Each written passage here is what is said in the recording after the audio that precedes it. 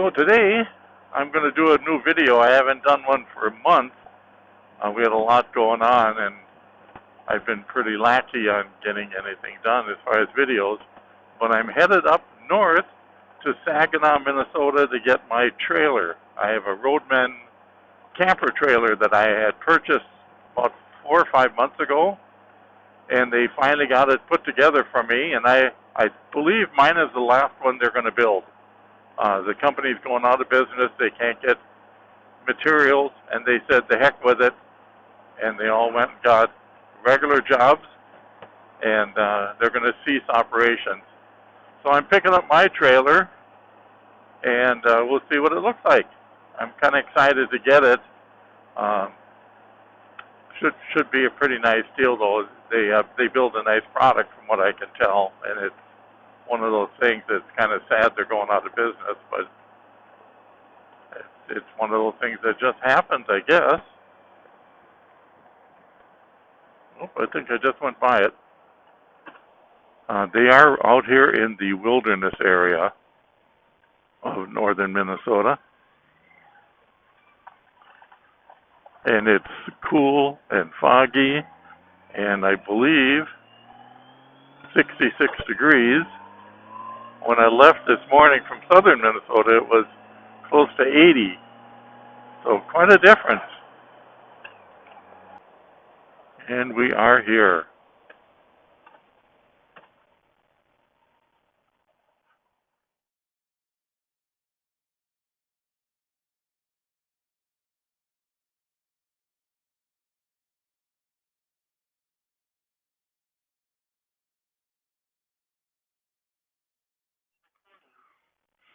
Well, today I'm taking off to do a little camping trip. My brand new camper trailer here, so we'll see how this works out. I'm heading down to Forestville, which is southern Minnesota, and do a little camping and fly fishing down there.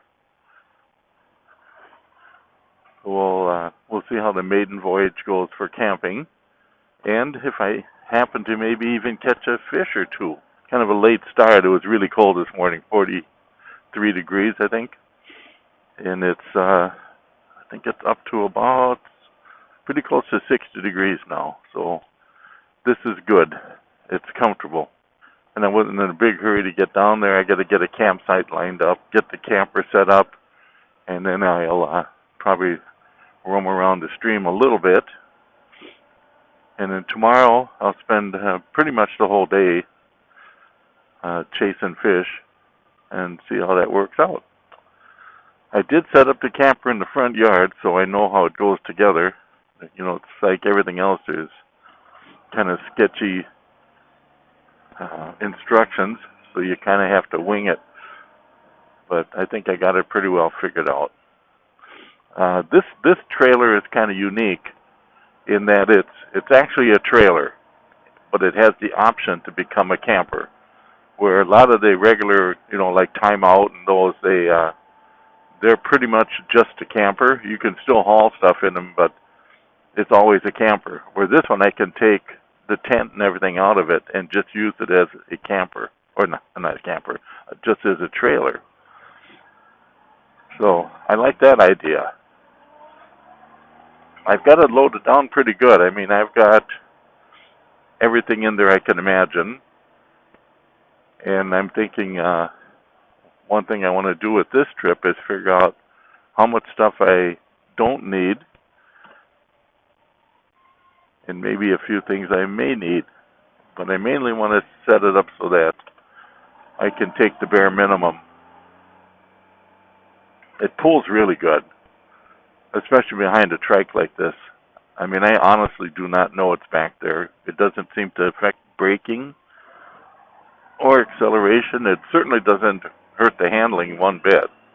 In fact, it probably makes it a little bit better because it adds a little bit of tail drag. All I know is I looked at all of them before I bought one, and I like the looks of this one the best, and I just like the idea that I can use it as a trailer because 90% of the time that's what I'm going to use it for. It's big enough to haul 2 sets of golf clubs with the pull cart on each one of them. So that's a big plus. And if we're not going to do a long trip and camp, we can still bring it along to haul all our junk. You know, the more room you have, the more junk you haul. That's just the way it is. Far cry from our first trips where we had a little 500 Yamaha, and you strap a backpack on the sissy bar, and that was it. And you drive, 3,000 miles. So I'm going to take just 1 or 2 days, and then we're going to take a week off, and then we're going to pull the big camper down and spend a week at our normal camping spot. This time I'm going to the Forestville State Park. We don't normally do state parks just because they don't have all the hookups and they don't have the activities that, they have hiking usually and scenic stuff, and that's fine.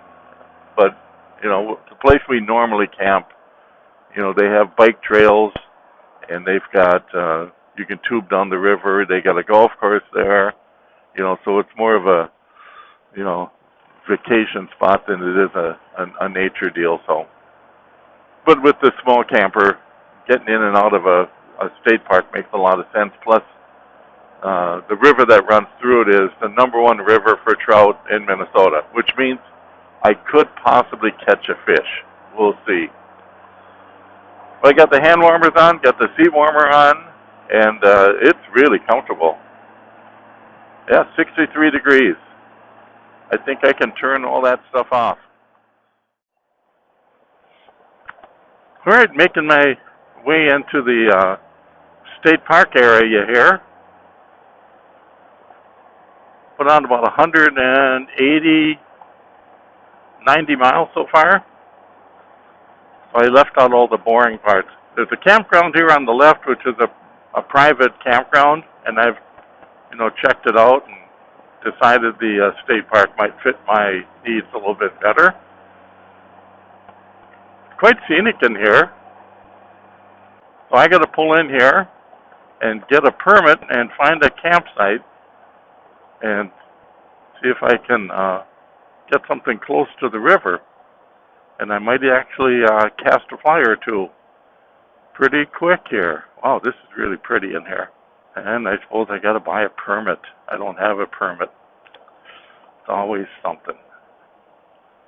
It says permit required. That would be pull over. All right. Well, we'll get this done, and then we'll continue. So sorry, we're open. All right, we're all settled up. Now I just had to find my campsite. They had an opening for 1 day. So we'll see. Do not enter. Well, I guess I won't go that way. I got a site real close to the stream, which is what I wanted. And 1 through 26. Well, this is the one. I'm on site number 5. And I believe it's right on the bend here. Of course, I had to buy a permit, and it was like $7 for 1 day or $30 for a year. So I went with the year. What the heck. Oh, found the dumpsters. Here's number 1. So these are a little more primitive here. And the stream is straight ahead. If I didn't turn right now, I'd be right in the water. You can see the stream right there. So this is excellent. And I believe the one I was thinking was 3. That's the one I wanted to get, but I got this one over here instead.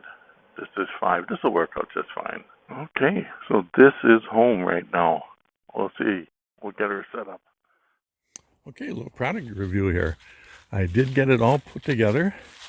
Took me about 15 minutes. I'm still struggling a little bit with the right procedures and method and what you do first and that kind of thing, but I'm getting it down there pretty good. It takes about 15 minutes to put it together. I've got an air mattress in there and my sleeping bag. It was very comfortable last night. It got down in the 40s, but I was plenty warm. And it worked out really good. The little porchy thing is real handy. I do need a step stool. Next time I'm going to bring a little step stool, foldable one. It's a little easier to get in and out of the bed because the bed is up on the platform there. So it's about a, I don't know, 26 or 30 inch jump, you know, to get up on top of the mattress and that kind of thing. But really all that you have to stake down is 2 ropes. And then there's stakes on the bottom there which just keep the little house from, you know, shifting around when you're running the zipper and stuff. So that worked out really good. I'm really happy with this thing. And I'm going to be folding it up here pretty quick and leaving. But I wanted to bring this thing up. Guys working on our house had these. And it's a little, I think they call it a electric lunch pail. It's a crock pot. I've got a can of soup in there. And I got this little battery pack here, which was only half charged when I plugged it in. And it's, you know, down to maybe about 15-20% battery left in it. If it was fully charged, it would have probably kept this thing going for the whole day. But I charged my phone in there, and this is nice and warm. I mean, it's warm to the touch. So I got hot soup here.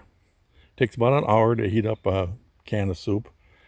But you can, anything you put in a crock pot, you can throw in there. And what's nice about them is, you know, if you're a construction worker or something like that, you can throw it in your car or your truck, and you got hot lunch. So I don't know what I paid for it. It was under 20 bucks or around 20 bucks.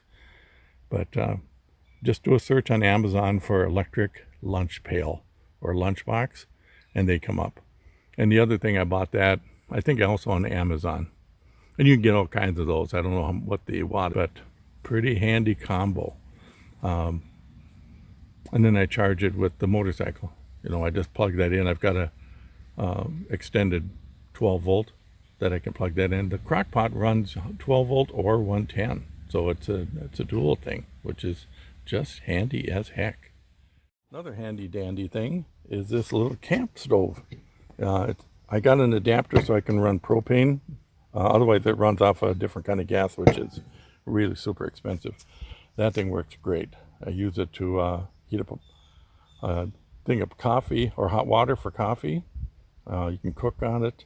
You know, the only catch with it, it's rather tall. Be nice if the bottle had a base. I think I'm going to see if I can find one. But it's, you know, want to make sure you don't tip it over. But thing worked really good, really good. And I've got, over here, I've got a cook set, which has got pretty much everything you need. It's even got a little cutting board. It's got a good sharp knife. It's got plates in here. And, whoops, just dropped the scissors. So, another one. Makes life a lot easier.